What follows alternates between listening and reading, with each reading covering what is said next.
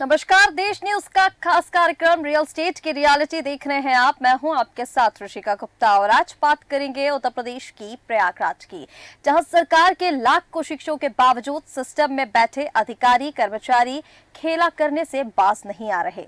System में बैठे अधिकारी चंद रुपयों के लिए सिस्टम को तार तार कर रहे हैं। ऐसा इसलिए कहना पड़ रहा है कि सैदाबाद के अवतरा गांव में नायब तहसीलदार के गलत पैमाइश से किसानों में नाराजगी और आक्रोश व्याप्त है। पूरा मामला प्रयागराज हंडिया तहसील के अवरता गांव से है, जहां संजय कुशवाहा का आरोप है कि लगभग 25 वर्षों से चल रहे जमीनी विवाद को नायब तहसीलदार एक झटके में निपटाना चाहते हैं, जहां किसानों को नोटिस न जारी कर एक तरफा पैमाइश कर दिया गया है, जिससे विपक्षियों ने तुरंत बाउंड्री वॉल बनवाना शुरू कर दिया, जिसमें दोनों पक्षों में तनातनी का माहौल व्याप्त है। माहौल को देखते हुए हंडिया तहसीलदार ने निर्माण कार्य करने से विपक्षी को मना किया, लेकिन विपक्षी अंधाधुंध निर्माण कार्य करता रहा, जिससे दोनों पक्षों में विवाद की स्थिति बनी हुई है। अब सवाल यहाँ पर ये उठता है कि आखिर कैसे जो नायब तहसीलदार है उसने एक पक्ष के कहने पर जो पैमाइश है वो कर दी, और जिसके बाद जो विपक्षी हैं उन्होंने यहाँ पर बाउंड्री वॉल बनाना शुरू कर दिया, और हौसले इतने बुलंद जो विपक्षी हैं उनके कि वो अब नायब तहसीलदार की बात सुनने को भी तैयार नहीं है, और निर्माण कार्य जो है वो लगातार जारी है। सवाल यहाँ पर नायब तहसीलदार पर भी खड़े होते हैं, उनकी कार्यप्रणाली पर खड़े होते हैं, शासन प्रशासन की नीति योजना उनकी कार्यप्रणाली पर भी यहाँ पर तमाम सवाल खड़े होते हैं। इसी को लेकर चर्चा करेंगे, लेकिन उससे पहले आइए आपको सुनाते हैं पीड़ित पक्ष ने क्या कुछ कहा। तहसीलदार जितना भी काम किए हैं सब अवैध किए हैं। ये सब जो है पैसे के बल पर कर रहे हैं, औरतों को बेइज्जत कर रहे हैं, जेंट्सों को बोलते हैं नोटिस दो तो लाठी चार्ज करने का आदेश करते हैं, और घर में जो है घुस जाते हैं। लेडीज और महिला सब एक बैग टूट पड़ते हैं। लेडीज पुलिस और जेंट्स पुलिस बोलते हैं झोटी पकड़ के खींच के लेके चले जाएंगे।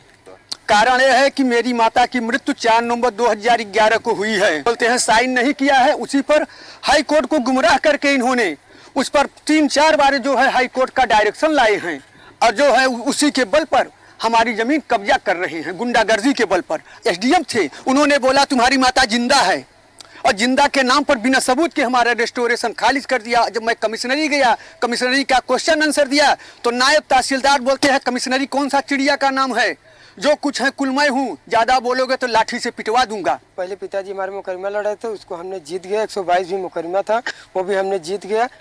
नायब साहब से एसडीएम साहब से आदेश कराया गया। आदेश नायब साहब के पास आया था, लेखपाल कानूनगो के पास। उन्होंने आया, मौके पे देखा, नाप कर हमको रिपोर्ट दिया गया। उसके बाद ध्वस्तीकरण का आर्डर हुआ, ध्वस्तीकरण आके कराया गया मौके पर। आज प्रेजेंट टाइम में आके जहाँ पर नाप के पत्थर गड्डी कराए थे वहीं के चक रोड पर फिर पत्थर गड्डी करवा दी। फिर हमारा रोड आने जाने का पूरा कब्जा करवा दिया। हमने उनको बोल रहे थे, माने नहीं। धारा 24 बोल रहे थे, वो करवाए हैं। हमको उनको कहा 2-4 दिन का टाइम दिया जाए, वो लोग कोई टाइम देने के लिए राजी नहीं है, और हमको बोलते ज्यादा बोलोगे तो तुमको मुकदमा लिखवा देंगे, डंडा बंद करवा के चौकी में डंडा मरवाएंगे, ज्यादा अगर बोलोगे तो 3 पर नेतागिरी करोगे। ये चौकी इंचार्ज लोग बोलते हैं, अधिकारी लोग बोलते हैं, सब राज्य निरीक्षक की।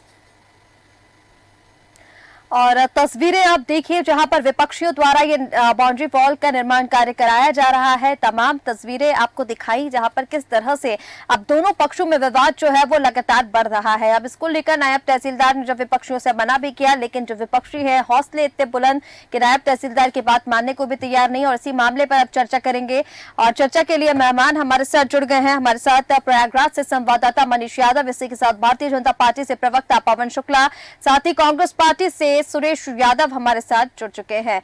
और सबसे पहले पवन जी हमारे साथ प्रयागराज से संवाददाता मनीष यादव जुड़े हुए हैं। सबसे पहले मनीष, मैं आपके पास आना चाहूंगी और पूरा मामला चाहूंगी आप, क्योंकि पूरे मामले की जानकारी आपको है, और दोनों पक्षों में अभी वर्तमान में क्या कुछ स्थिति बनी हुई है, इस पर चर्चा जरा कीजिए। मैं आपको बता दूं, देखिए ये प्रयागराज जिले का हंडिया तहसील क्षेत्र है, जहां पर सैदाबाद चौकी है। चौकी अंतर्गत अवरता गांव है।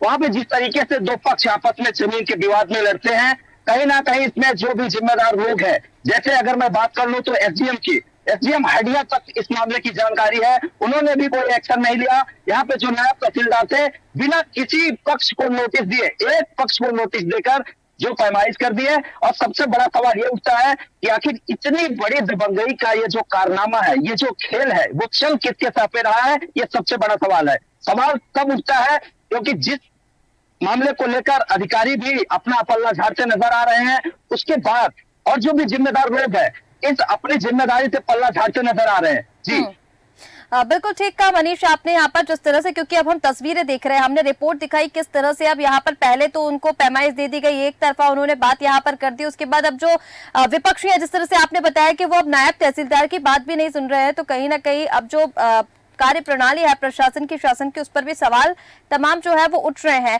लेकिन मनीष आपसे एक बात और जानना चाहेंगे, अगर इसको लेकर पीड़ित पक्ष, जिस तरह से अभी हमने पीड़ित पक्ष का भी सुना कि उनका क्या कुछ कहना है, किस तरह से नायब तहसीलदार के ऊपर तमाम वो भ्रष्टाचार के आरोप भी लगा रहे हैं और अभद्र व्यवहार के आरोप भी लगा रहे हैं, इसको लेकर जरा स्थिति स्पष्ट कीजिए। नायब तहसीलदार की क्या कुछ भूमिका ग्राम पंचायत में देखने को मिलती है?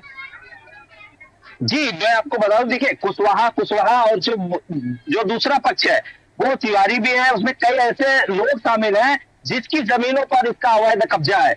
ये जो पीड़ित पक्ष के लोग हैं वो लगातार इस मामले की शिकायत जो है राजस्व विभाग के अधिकारी और कर्मचारी तक कर चुके हैं, लेकिन किसी भी सक्षम अधिकारियों ने इस बात का संज्ञान न लिया और आए दिन जिस तरीके से जो विवाद की स्थिति है वो लगातार बढ़ती जा रही है। मैं स्वयं जो है सीएम हडिया से अवगत कराया, मामले की जानकारी दी, उन्होंने भी आश्वासन देकर अपना पल्ला झाड़ लिया। इसके बाद जो नायब तहसीलदार है जिन्होंने बिना नोटिस दिए ही एक पक्ष की पैरवी करके उस जमीन की जो है पैमाइश कर दी, पक्की पत्थरगड्डी करवा दिया।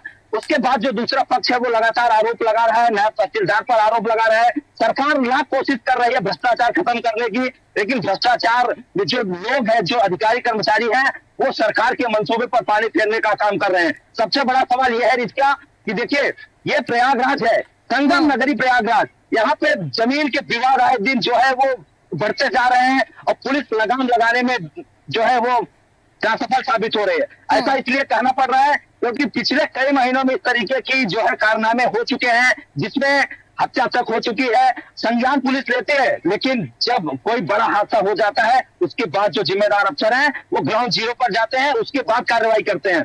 सवाल यह भी है इसका, देखिए जिस तरीके से जो पीड़ित है, जो कई लोग हैं वो शामिल हैं, वो लगातार जो भी जिम्मेदार अफसर हैं उन पर आरोप लगा रहे हैं कि पैसे की लेन देन में जिस तरीके से ये मामला बढ़ रहा है और पैसा लेकर इसमें लीपापोती की जा रही है। अगर समय रहते ये लोगों ने नहीं चेता तो इस पे कोई बड़ी अनहोनी होने की आशंका भी जताई जा रही है। जी बिल्कुल ठीक कहा मनीष आपने, क्योंकि अब जिस तरह से ये जो मामला है वो लगातार बढ़ता जा रहा है तो बेहद गंभीर अब ये इसलिए भी हो जाता है क्योंकि लगातार शिकायत पीड़ित पक्ष की ओर से की जा रही है, लेकिन कोई कार्रवाई यहाँ पर हम देख नहीं पा रहे हैं। और जिस तरह से आपने सरकार को लेकर बात कही तो बिल्कुल ठीक है, क्योंकि अगर नायब तहसीलदार एक तरफा यहाँ पर कार्रवाई करेगा, एक तरफा पैमाइश देगा और कहीं ना कहीं जिस तरह से पीड़ित पक्ष ने आरोप लगाए हैं अभद्रता के, भ्रष्टाचार के, तो कहीं ना कहीं सरकार की नीतियों पर पानी फेरने जैसा ये बिल्कुल है। हमारे साथ पवन शुक्ला जी जुड़े हुए हैं भारतीय जनता पार्टी से। पवन जी, किस तरह से पूरे मामले को देखते हैं, क्योंकि सरकार आपकी है, आप लगातार इसको लेकर आप देखिए किस तरह से ये मामला सामने आ रहा है, नायब तहसीलदार के ऊपर इस तरह के गंभीर आरोप लगना क्या ठीक है? और जिस तरह से एक तरफा कार्रवाई उनकी तरफ से की गई, एक तरफा सुनवाई उनकी तरफ से की गई, क्या ये ठीक है? पवन शुक्ला जी किस तरह से देख रहे हैं? देखिए ये बहुत ही जो है लापरवाही वाला काम है। नायब तहसीलदार ये सब पैसा लेकर के उनको कुछ आता जाता है नहीं, 20 साल से मुकदमा चल रहा है, काम नहीं कर पाए अभी तक। ये केवल पैसा लेकर के, जानते हैं चुनाव आचार संहिता लगी है, प्रशासन का बहुत जोर नहीं है, ये केवल लेखपाल कानूनगो ये जमीन की बदमाशी कर रहे हैं, तो सरकार की मंशा में पानी फेरने का काम कर रहे हैं। और अभी इन लोगों के खिलाफ जो है देखिएगा सख्त कार्रवाई होगी। और ये बहुत ही घृणित कार्य कर रहे हैं, एक अच्छी कार्रवाई कर रहे हैं, सरकार इसको बिल्कुल गलत मानती है। और दोनों पर लेकिन पवन शुक्ला जी ठीक है, लेकिन पवन शुक्ला जी जिस तरह से आप बता रहे हैं कि सरकार इसको गलत मानती है, इसको लेकर कार्रवाई होगी, अब सवाल आप ही से पूछेंगे ना कि कार्रवाई कब तक होगी? नायब तहसीलदार पर लगातार इस तरह के आरोप लग रहे हैं, अभद्र व्यवहार वो महिलाओं के साथ भी करते हैं, अभी तक इस पर क्यों कोई एक्शन नहीं लिया गया? अब ठीक है मामला सामने आया, जिस तरह से हमारे संवाददाता लगातार बता रहे हैं कि दोनों पक्षों में अब जो विवाद है वो बढ़ता जा रहा है, किसी अनहोनी होने का यहाँ पर इंतजार किया जा रहा है क्या पवन जी? कुछ लोगों को हिरासत में लेने का भी काम किया गया है, प्रशासन बिल्कुल दुरुस्त है, लेकिन ये तो अभी इनकी लापरवाही तो सामने आ गई। बाकी ठीक है पवन जी। मनीष, मैं आपके पास वापस आना चाहूंगी। उसके बाद हमारे साथ वरिष्ठ पत्रकार भी जुड़ गए हैं, मैं उनके पास जाऊंगी। लेकिन मनीष, पवन जी जिस तरह से बता रहे हैं कि अब मामला सामने आया है और इन पर अब कार्रवाई की जाएगी, और लगातार जिस तरह से ये सरकार की नीतियों के बारे में अब यहाँ पर बता रहे हैं, किस तरह से, क्योंकि इन्होंने कहा है कि कुछ लोगों को हिरासत में भी लिया गया है, वो कुछ लोग कौन है मनीष, और क्या सरकार की तरफ से कोई कार्रवाई यहाँ पर देखने को मिलेगी मनीष? बिल्कुल इसका देखिए, मैं बता दूं, आज की जो हालात है वहां पे उस जमीन पे अवर्ता गांव में जो तहसीलदार हैं आकांक्षा जी, वो पहुंचे हुए हैं, वो निरीक्षण किए हैं, और जो रिपोर्ट है आकांक्षा जी द्वारा, वो रिपोर्ट जो है वो एसडीएम महोदय को सौंप दी जाएगी। अब देखना ये होगा कि जो टीम राजस्व के जो जिम्मेदार लोग आए थे, क्या जो पीड़ित लोग हैं जो लगातार संबंधित अधिकारियों के चौखट का जो है चौखट पे जा रहे हैं, अपने न्याय की गुहार लगा रहे हैं, क्या उनको न्याय मिलता है या फिर ये महज सिर्फ झूठी बातें हैं। लेकिन इसमें भी एक चीज इसका भी खुलासा हो रहा है, क्योंकि ये 25 साल से जिस तरीके से लोग ये दोनों पक्ष मुकदमा लड़ रहे हैं, मामला कोर्ट में विचाराधीन है, और ये जो पीड़ित पक्ष ये लगातार कह रहा है भैया मैं कमिश्नरी गया हूँ, कमिश्नरी में भी इसका मामला जो है वो भी विचाराधीन है। इसके बाद भी जो ये दबंग टाइप के लोग हैं, ये लगातार अवैध निर्माण कार्य कर रहे हैं। शिकायत करने के बाद भी जो पुलिस महकमा है वो भी आता है, मना करके जाता है, उसके बाद भी ये लोग मानने के लिए तैयार नहीं है। आखिर इसको संरक्षण किसने दिया? इस तरीके के जो दबंग लोग हैं, भूमाफिया किस्म के लोग हैं, आखिर उनको संरक्षण किसने दिया है? बिल्कुल ठीक कहा मनीष, क्योंकि संरक्षण को लेकर अब यहाँ पर बात सामने आएगी जब पीड़ित पक्ष नायब तहसीलदार से लेकर कमिश्नरेट तक पहुंच गया है, और इस तरह की जो बातें हैं वो अगर निकलकर सामने आ रही कि कार्रवाई कुछ नहीं, सुनवाई कुछ नहीं, जो मामला है वो अभी तक विचाराधीन, और 25 वर्षों से क्योंकि यह मामला लंबित है, बेहद गंभीर अब ये होता जा रहा है। अमरजीत यादव हमारे साथ वरिष्ठ पत्रकार जुड़ चुके हैं। अमरजीत जी, आपके पास आना चाहूंगी और सीधा इस मामले पर आपकी टिप्पणी चाहूंगी, क्योंकि जिस तरह से ये मामला हम देख रहे हैं, 25 वर्षों से ये मामला लंबित है, और अगर नायब तहसीलदार की अगर हम यहाँ पर बात करें तो पहले से भी इन पर कई आरोप लगे हैं, और अब फिर इन पर ये गलत कार्रवाई, गलत सुनवाई करने का आरोप एक बार फिर लगा है। किस तरह से अमरजीत जी देख रहे हैं? बड़ी अच्छी बात बोली है। जितने भी अधिकारी हैं राजस्व विभाग के, मैं कुछ को छोड़कर तो यही कहूंगा कि सारे भ्रष्टाचार में लिप्त हैं। इन्हें अगर पैसा मिल जाता है तो ये इधर की रिपोर्ट लगा देंगे, और फिर अगर पैसा बढ़ा के मिला तो उसके तरफ रिपोर्ट लगा देंगे। बताइए, ये मामला लगभग 30 वर्षों से लंबित चल रहा था। 30 वर्षों से लंबित था। उसके बाद जो है बगैर नोटिस के अगल बगल के किसानों को, अगर आप पैमाइश करने जा रहे थे तो अगल बगल किसानों को लीगल तरीके से नोटिस तो देना चाहिए था। बिल्कुल। इन्होंने किसी किसानों को नोटिस नहीं दिया, और दबंगई के बल पे, जिस तरीके से किसानों का आरोप है कि दबंगई के बल पे ये अपने बल का प्रयोग करते हुए जाकर पैमाइश कर दिए। तो भाई, जब अगर उन लोगों को समय नहीं मिलेगा तो वो लोग क्या समझ पाएंगे और क्या कर पाएंगे? उन्हें जब मौका तो मिलना चाहिए, और इन्होंने मौका नहीं दिया दबंगई से जो है, तो इससे साफ जाहिर होता है कहीं न कहीं ये कुछ लिए दिए होंगे, इसीलिए जो है बगैर नोटिस के पहुंच गया, पैमाइश कर दिया गलत तरीके से, और ये आगे का परिणाम नहीं समझते कि आगे होने वाला क्या है, हो क्या सकता है। मान लीजिए भाई, जिसकी जमीन है, अगर उसके जमीन पर कोई कब्जा करने जाएगा, अवैध तरीके से कब्जा कराएंगे लोग, तो कोई ऐसे मानेगा तो नहीं। जो लोग कहते हैं कि जमीन चक्कर में जान चली जाती है, ऐसे ही अधिकारियों के चक्कर में जान जाती है। ऐसे ही अधिकारी जो है भ्रष्टाचार में लिप्त होकर वो अपने सिर्फ मोटी कमाई के चक्कर में गरीबों का हनन करते हैं, किसानों का हनन करते हैं। देखिए, सरकार किसी की भी हो, लेकिन जो ये भ्रष्टाचार में लिप्त है, ये योगी सरकार जीरो टॉलरेंस नीति की बात करती है, लेकिन ये अधिकारी जो है लगातार योगी सरकार के मंशा पर पानी फेरने का काम करते हैं। पवन शुक्ला ने जो कहा है बिल्कुल सही कहा है उन्होंने।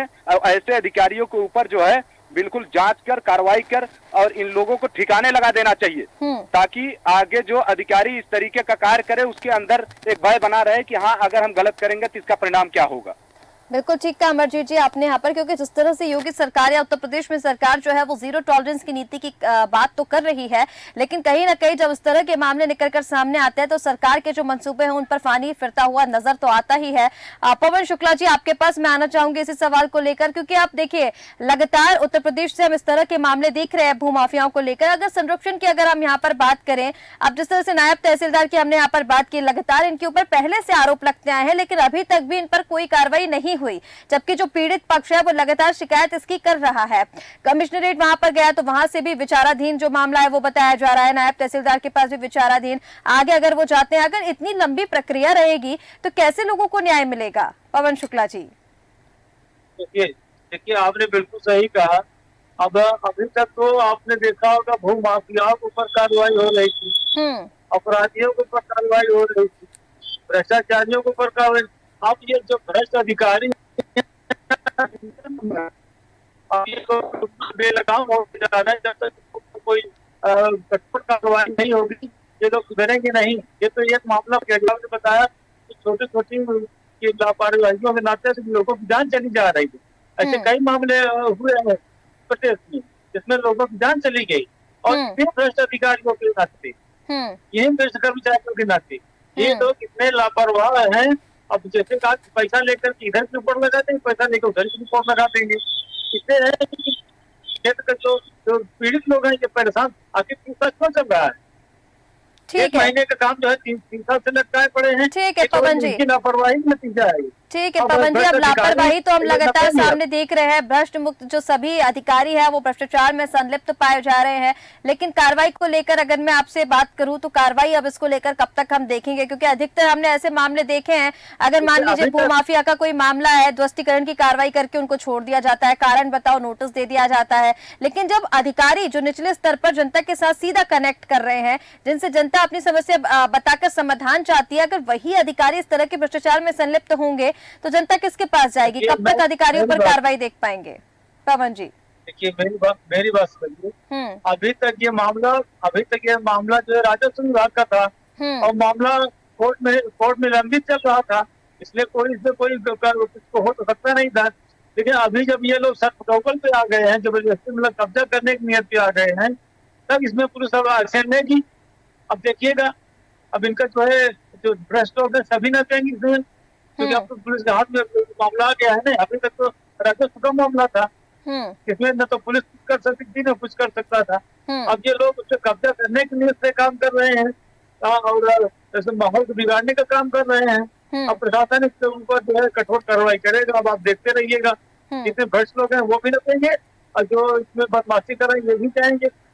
और सरकार बिल्कुल आप समझिए बिल्कुल जीरो टॉलरेंस पर काम कर रही है। जो भी अपराधी हैं, जो भी भ्रष्ट लोग हैं, इनके ऊपर कठोर से कठोर कार्रवाई होगी और पीड़ितों को न्याय मिलेगा।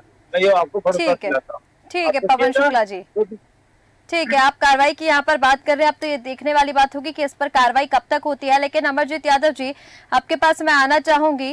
और जिस तरह से देखिए उत्तर प्रदेश से हम लगातार इस तरह के जो मामले हैं वो रोजाना ही चर्चा में लेते हैं कि भूमाफियाओं ने कब्जा कर लिया है या फिर अवैध तरीके से अवैध खनन को लेकर ये सारी जो बातें सामने आती हैं, जहां हम एक तरफ देखते हैं जैसा आपने पहले बताया कि उत्तर प्रदेश सरकार जीरो टॉलरेंस की नीति की बात करती है, भ्रष्टाचार से मुक्ति दिलाने की बात करती है, लेकिन जब इस तरह के मामले सामने आते हैं तो हम ये देखते हैं कि जो अधिकारी हैं जिनको इस पर काम करना है वही भ्रष्टाचार में संलिप्त है। तो फिर ऐसे कैसे ये नीति काम करेगी और उसको लेकर क्या कुछ कदम सरकार को उठाने चाहिए? अमरजीत जी बिल्कुल बिल्कुल, जो रिस्का जी, आप ये जो मामला है, इस जमीन का ध्वस्तीकरण यही अधिकारी लोग जाके किए थे जिस जगह ये निर्माण कार्य करवा रहे हैं, ये उसी को गलत साबित करके ध्वस्तीकरण कराए थे। उसके बाद जब इनको मोटी रकम मिली, जो इन लोगों का किसानों का आरोप है कि मोटी रकम जब ये पाए तो जाकर वही पुनः उसी जमीन का जिसका ध्वस्तीकरण कराया गया था, ये बता रहे नहीं आपकी है।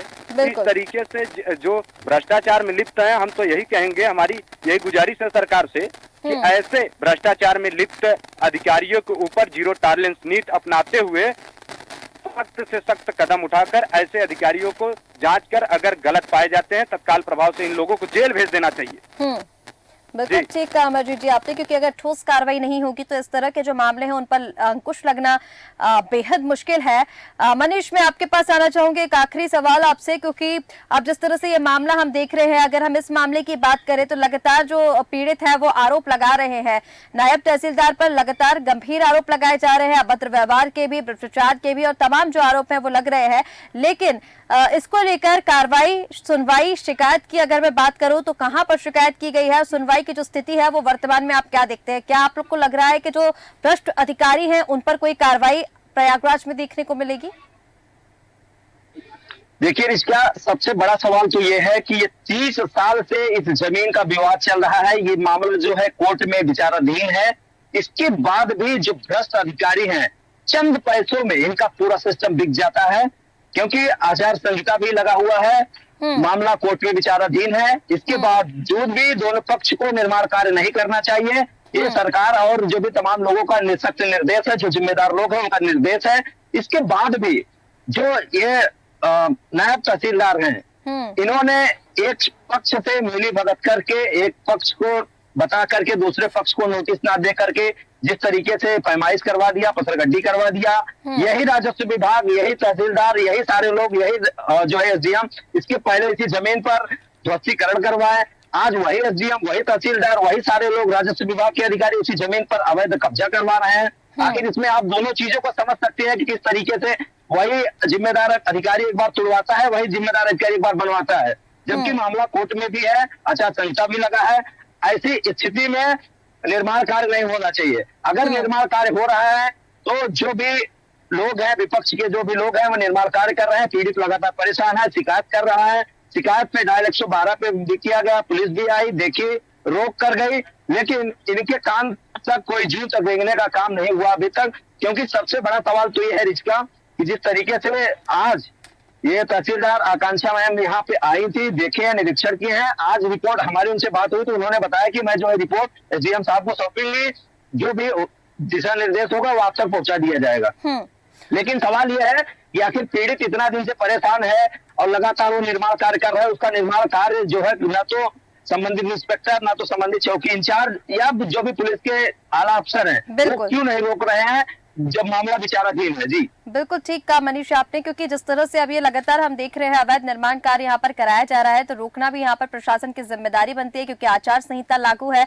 और ऐसे में किस तरह से ये निर्माण कार्य कराया जा रहा है, ये अपने आप में एक बड़ा सवाल है और सवालिया निशान यहाँ पर प्रशासन की कार्यप्रणाली पर भी खड़े करता है। मनीष, आप सभी मेहमानों का हमारे साथ जुड़ने के लिए बहुत शुक्रिया। तो तस्वीरें ये आपको प्रयागराज से लगातार दिखा रहे हैं। 25 वर्षों से कोई एक मामला जो लंबित है, अब इसको लेकर जब इस पर कार्रवाई हुई, सुनवाई हुई, तो नायब तहसीलदार ने पहले वहां से अवैध कब्जा हटवा दिया।